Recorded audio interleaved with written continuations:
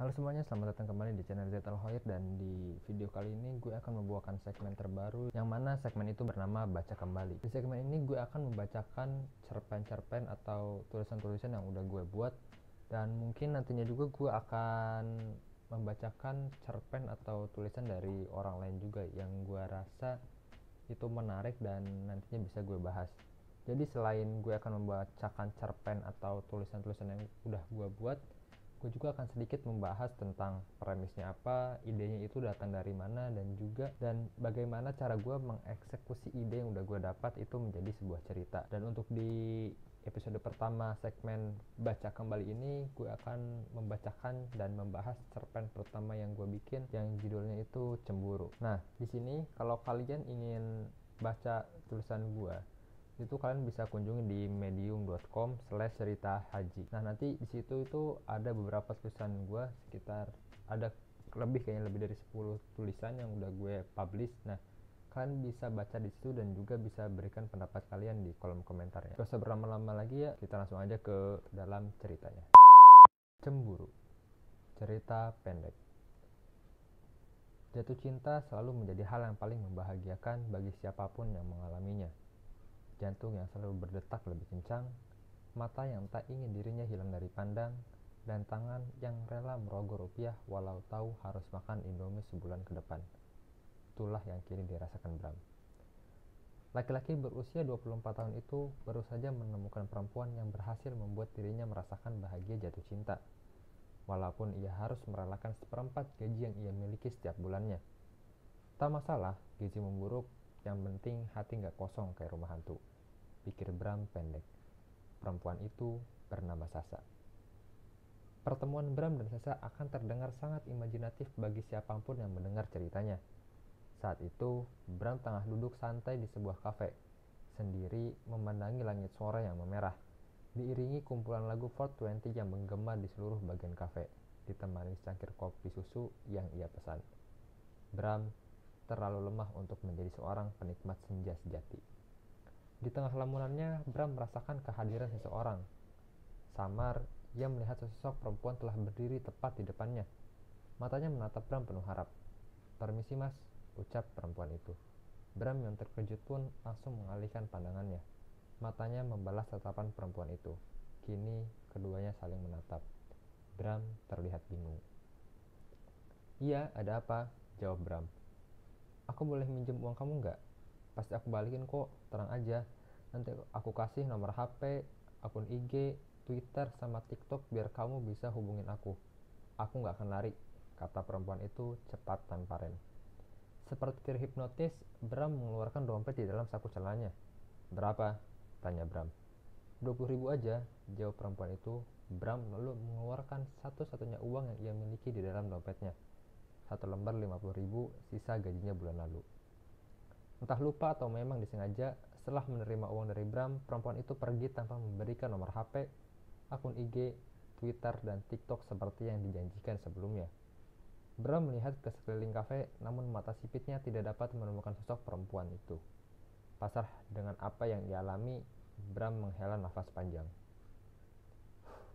Terpaksa deh puasa seminggu ke depan, tapang cantik gak ngejamin seseorang berbuat baik. "Abis kena tipu ya mas?" Mendengar seseorang memanggil dirinya, Bram memalingkan wajah. "Iya nih, bangke emang tuh perempuan," ucap Bram kesal. Kali ini Bram lebih berhati-hati. Ia tidak mau tertipu untuk kedua kalinya. Jam tangan yang merupakan harta berharga satu-satunya ia lepas dan disembunyikan ke dalam saku celananya. "Boleh duduk?" tanya perempuan itu. Bram menatap perempuan itu beberapa detik. Lalu tanpa menjawab dengan kata, Bram memberi gestur mempersilahkan wanita itu duduk di sampingnya. "Di Purwakarta sekarang emang lagi rawan penipuan. Kemarin temanku ngalamin persis kayak mas barusan." "Ketemu di mana dia?" tanya Bram penasaran. "Di kafe ini juga, persis di tempat mas duduk sekarang," jelas perempuan itu. Bram terdiam menelan ludahnya. "Sasa," perempuan itu memperkenalkan diri sambil menjulurkan tangan kecilnya. "Jaminan kalau aku bukan penipu," lanjutnya. Bram menoleh lalu menjabat tangan Sasa. "Bram, salam kenal." Setelah pertemuan itu, keduanya larut dalam obrolan panjang dan benih-benih cinta mulai tumbuh di antara keduanya. begitu mudahnya seseorang untuk saling jatuh cinta. Setelah pertemuan yang sangat tak terduga itu, Bram dan Sasa sering menghabiskan weekend bersama, seperti menonton bioskop, jalan-jalan menggunakan motor Yamaha R15 yang Bram cicil selama 36 bulan, atau sekedar nongkrong di kafe tempat pertama mereka bertemu. "Kenapa kamu sering banget sih Bram ajak aku nongkrong di sini?" tanya Sasa. "Ini kan tempat pertama kali kita ketemu, dan aku gak mau ngelupain hal itu," jawab Bram. Sasa tersenyum, Bram pun tersenyum. Di zaman seperti sekarang ini, berbohong demi kelangsungan hidup tak perlu lagu untuk dilakukan. Beruntung, Bram pandai melakukan hal itu. Sayangnya, kebahagiaan yang dirasakan Bram tidak berlangsung lama. Bram merasa Sasa berubah. Seperti mengunyah permen karet, semakin lama dikunyah, rasanya semakin hambar. Itu yang kini dirasakannya. Perasaan Sasa padanya sudah berkurang. Hari ini perayaan 3 bulan mereka jadian. Bram mengajak Sasa ke kafe tempat awal mereka berkenalan. Bram membuat janji untuk bertemu pukul 16.30, waktu yang pas untuk menikmati suasana sore. Sebulan awal pacaran, Bram ingat, Sasa pernah berkata, "Aku suka sore hari. Pas aja gitu, belum malam yang buat orang terlelap, tapi udah gak sore yang buat orang kepanasan. Apalagi saat langit memerah. Sore itu waktu yang pas buat aku," kata Sasa kala itu. Jam di tangan Bram menunjukkan pukul 17.02. Dari tempat ia duduk, ia bisa melihat dengan jelas perempuan yang sedari tadi ia tunggu keluar dari mobil Avanza putih. Sasa terlihat cantik hari ini. Bram tidak memalingkan pandangan meski hanya sedetik. Mengenakan kaos putih dengan outer coklat, dibarengi dengan bawahan boyfriend jeans, Sasa terlihat anggun berjalan melewati pengunjung kafe lain. Pasmina coklat dan sneakers yang menghiasi bagian ujung atas dan bawahnya semakin menyempurnakan penampilan Sasa sore ini. Siapapun yang melihatnya pasti langsung jatuh hati. "Tahu banget kamu Bram, aku suka duduk di sini. Maaf ya, nunggu agak lama, soalnya tadi nggak dapat driver terus," kata Sasa menghampiri Bram yang sudah memilihkan tempat duduk untuk mereka berdua. "Iya, santai aja. Aku juga baru kok," sahut Bram. "Gak kerasa ya, udah 3 bulan aja," lanjut Sasa. "Iya, gak kerasa," jawab Bram dengan wajah datar. Hanya dengan satu kalimat dan mimik muka itu saja, Sasa sudah tahu ada yang tidak beres. "Ada masalah?" tanya Sasa memastikan. Bram menarik nafas panjang sebelum mulai berkata, "Kamu nganggap aku ini apa sih sebenarnya?" Sasa yang mendengar kalimat itu keluar dari mulut Bram terheran. Rasanya seperti dimuntahkan tepat di muka. Sangat tak terduga. "Kok kamu tiba-tiba ngomong kayak gitu sih? Aku gak paham," kata Sasa bingung. Bram kembali menghela nafasnya. Mengatakan ini bukan hal yang mudah bagi Bram. Seperti menaiki histeria di Dufan, Bram harus mengumpulkan keberaniannya dulu sebelum mulai berbicara. "Kenapa, Sa? Apa pertanyaanku terlalu susah untuk dijawab?" kata Bram tenang. "Bukannya gitu, tapi..." Belum sempat Sasa menyelesaikan kalimatnya, Bram memilih pilihan. "A. Aku ini pacar kamu. B. Teman yang selalu ada saat kamu membutuhkan. Atau C. Satu orang dari sekian banyaknya orang yang mengisi hati kamu. Aku yang mana, Sa?" "Aku kasih pilihan, mungkin kamu akan lebih mudah menjawab," kata Bram. Sasa menarik tangan Bram dan menggenggamnya erat.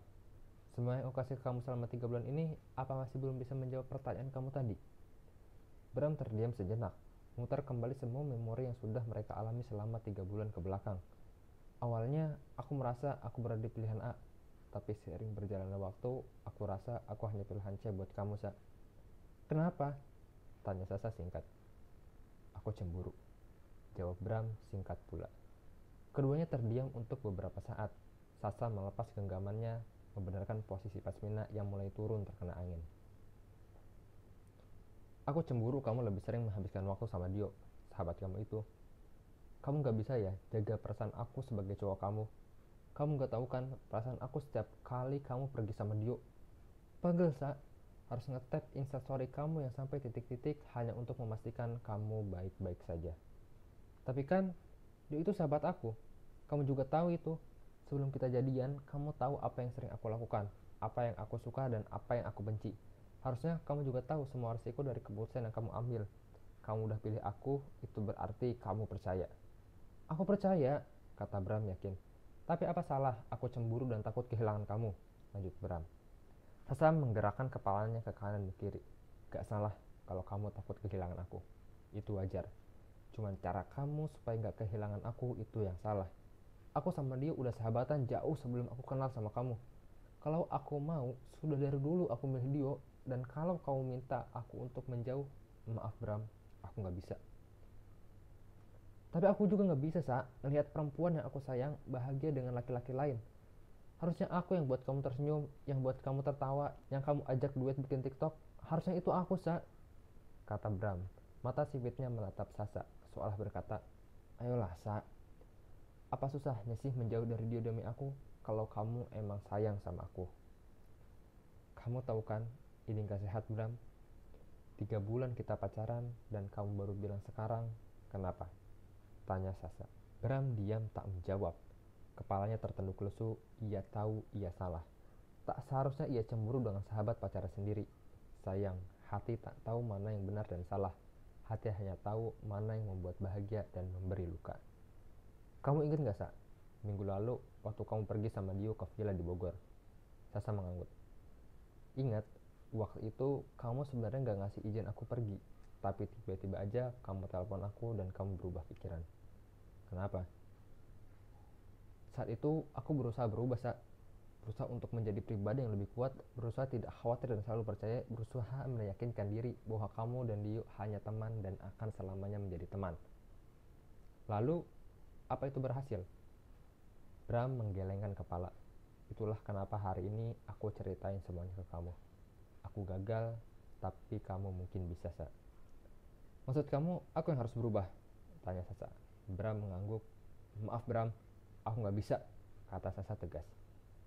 Jangan menyimpulkan sesuatu kalau kamu saja belum mencobanya, rayu Bram, matanya menatap Sasa penuh harap. Sasa tetap pada pendiriannya. Bram terus berusaha. Mau kamu berusaha sekeras apapun, aku tetap gak bisa Bram, teriak Sasa cukup keras. Beberapa pengunjung melihat ke arah mereka. Hening. Kalau suatu hubungan membuat seorang berubah, lebih baik tidak pernah bersama saja. Belajar memilih pasangan yang memang kamu suka baik buruknya, bukan memilih pasangan yang ingin kamu rubah. Sasa menggenggam tangan Bram, matanya sayu. Bram tahu kalimat selanjutnya yang akan keluar dari mulut Sasa bukan sesuatu yang baik untuk didengar. Kayaknya kita gak bisa bersama lagi Bram, lanjut Sasa. Ini yang terbaik buat kita. Kamu gak perlu berubah, aku pun demikian. Aku gak mau berubah karena seseorang, dan aku juga gak mau seseorang berubah karena aku. Tapi kita bukan lagi anak kecil Bram, yang rela melakukan apapun demi cinta. Kita sudah dewasa, tahu apa keputusan terbaik yang harus diambil. Potong Sasa. Bram terdiam. Percuma bersama jika tak percaya bukan? Maaf Bram, sudah membuat kamu cemburu. Terima kasih juga untuk semuanya. Sasa perlahan melepas genggaman tangannya, menyeka air mata, berdiri dan berjalan meninggalkan Bram sendiri. Baru saja Sasa berjalan beberapa langkah, seorang pelayan datang menghampiri Bram yang masih menatap kepergian Sasa, setengah sadar. Permisi mas, ini pesanan 2 es cappuccino-nya sama kue tart. Saya taruh di atas meja ya mas, terima kasih.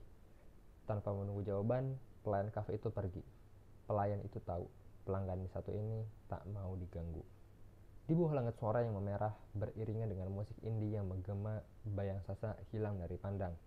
2 minuman dan 1 kue tart berdiameter 20 cm dengan tulisan Happy Anniversary yang ke-3 bulan Sasa diakhiri dengan emot senyum tak tersentuh di atas meja. Bram masih tak percaya, kisah cintanya dengan Sasa harus berakhir seperti ini. Dalam lamunannya kembali terngiang kata-kata Sasa yang sangat menyukai sore. Aku suka sore hari. Pas aja gitu, belum malam yang buat orang terlelap, tapi udah gak sore yang buat orang kepanasan. Apalagi saat langit memerah. Sore itu waktu yang pas buat aku. Sore itu akan menghantui Bram selamanya, seumur hidupnya bersama dengan kenangannya bersama Sasa. Sore juga waktu yang pas untuk patah hati. Jadi tadi itu ya pembacaan cerpen cemburu yang merupakan cerpen pertama yang gue tulis dan gue publish di internet. Jadi di sini yang mau gue bahas adalah pertama itu dari premis, karena sebuah cerpen atau cerita itu pasti diawali dengan sebuah premis. Dan buat kalian yang belum tahu apa itu premis, premis itu singkatnya karakter, tujuan, dan halangan. Jadi premis itu terdiri dari 3 komponen itu. Jadi premis itu semacam keseluruhan alur cerita yang diungkapkan atau yang disederhanakan menjadi satu buah kalimat. Nah, kita ambil dari cerpen Cemburu. Seperti yang udah tadi kalian dengar ya, mungkin alur ceritanya. Secara garis besar kan si Bram ini kan jatuh cinta sama Sasa, dan di perayaan anniversary yang ketiga bulan, Bram ini merasa Sasa ini mulai berubah, dia lebih dekat dengan sahabatnya Dio daripada dia, sehingga Bram meminta Sasa untuk menjauh dari Dio, tapi Sasa nggak mau, hingga akhirnya Sasa memilih untuk mengakhiri hubungannya dengan Bram karena merasa hubungannya sudah tidak sehat. Nah, premis yang gue ambil itu Bram ingin merayakan anniversary yang ketiga bulan dengan Sasa, tapi Sasa malah memutuskan hubungan mereka. Jadi kan karakternya itu si Bram. Tujuannya dia ingin merayakan anniversary yang ketiga bulan dengan Sasa.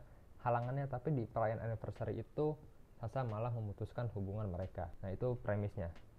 Lalu idenya itu datang dari mana sih? Ide ceritanya itu sebenarnya idenya itu gue dapat dari, gue pernah dengar di YouTube-nya Raditya Dika. Waktu itu gue lupa lagi bikin video sama siapa, pokoknya intinya itu tentang memilih pasangan, dimana Raditya Dika ini bilang, pilihlah pasangan yang emang kalian mau, bukan memilih pasangan yang ingin kalian rubah. Dan di video itu Raditya Dika mengibaratkan itu seperti seorang laki-laki yang memiliki pasangan, seorang perempuan yang mempunyai banyak teman cowok. Nah, si pacarnya ini, si cowoknya ini kan gak bisa ngelarang si ceweknya ini untuk ngejauh dari teman-temannya, karena teman-teman ini sudah lebih dulu dekat sama si perempuan daripada sama si pacarnya. Nah, dari pengibaratan itu akhirnya gue aplikasikan ke dalam cerita ini, sehingga jadilah cerpen Cemburu. Dan fun fact-nya juga, mungkin ada di sini quotes yang enak banget ya di Cemburu ini, yang diulang 2 kali, yaitu tentang sore hari, dimana yang Sasa itu bilang yang gue suka sore hari, yang itu sebenarnya gue kayak remake atau gue ATM lah, amati tiru modifikasi dari yang cerpennya Raditya Dika yang judulnya itu Gerimis. Kan kalau di cerpennya Raditya Dika kan gue suka Gerimis karena pas aja gitu, belum apa sih gue lupa, pokoknya yang Gerimis itu nanti gue ini aja perbandingannya gue capture, nanti kalian bisa lihat. Itu cuman gue rubah dari yang Gerimis itu jadi sore hari. Perbandingan itu gue ambil juga quotesnya dari situ. Terus oh ya, setelah jadi premis dan ide ceritanya ini, hal selanjutnya yang gue lakukan itu adalah dengan membagi ceritanya itu ke dalam 3 babak, karena unsur dasar dari sebuah cerpen itu adalah 3 babak. Yang pertama itu babak perkenalan, terus perkenalan masalah, dan yang terakhir itu penyelesaian tentunya. Dan di sini itu dari mulai paragraf dari mulai yang jatuh cinta sampai yang si Bram kenalan sama Sasa itu bagian perkenalan. Dan mulai pengenalan masalahnya itu saat Bram mengajak Sasa untuk perayaan anniversary ke 3 bulan, karena di situ mulai timbul masalah ya. Bram yang mulai cemburu, Sasa yang lebih dekat sama Dio, dan sampai akhirnya mereka putus. Dan penyelesaiannya itu ya saat Sasa memutuskan untuk mengakhiri hubungannya dengan Bram. Di situ merupakan penyelesaiannya. Jadi tahapannya sebenarnya sih bukan premis dulu ya. Kalau gue cerpen Cemburu ini, tahapan pertama yang gue lakuin itu adalah idenya. Jadi dari garis besar ceritanya itu gue mau bikin seperti apa. Setelah gue dapat idenya gitu, gue biasanya langsung merangkai keseluruhan ceritanya itu di dalam kepala. Jadi gue udah ngebayang gitu, ntar ceritanya pertamanya gini, lalu masalahnya ini, dan penyelesaiannya ini. Setelah gue mendapatkan gambaran dari ceritanya, lalu gue sederhanakan gambaran cerita yang udah gue rangkai itu dalam sebuah kalimat yang dinamakan premis. Setelah gue dapet 3 itu, idenya udah gue dapet, gambaran ceritanya udah gue dapet, premisnya udah gue dapet, hal selanjutnya yang gue lakukan adalah dengan menyusun ceritanya itu ke dalam 3 babak sederhana yang tadi udah gue jelasin, pengenalan masalah, dan juga penyelesaian. Dan ya, jadilah sebuah cerpen Cemburu yang mana gue masih merasa ini sih masih banyak kurangnya ya. Dan mungkin itu aja yang bisa gue bahas dari cerpen Cemburu ini. Next kita akan membahas cerpen kedua yang gue tulis, yaitu berjudul Duduk. Mungkin sekitar 3 hari atau 2 hari setelah episode perdana dari Baca Kembali ini. Kalau kalian suka, jangan lupa tekan tombol like, komen, subscribe, dan share juga ke teman-teman kalian yang suka baca atau yang ingin belajar menulis cerita. Oke, bye.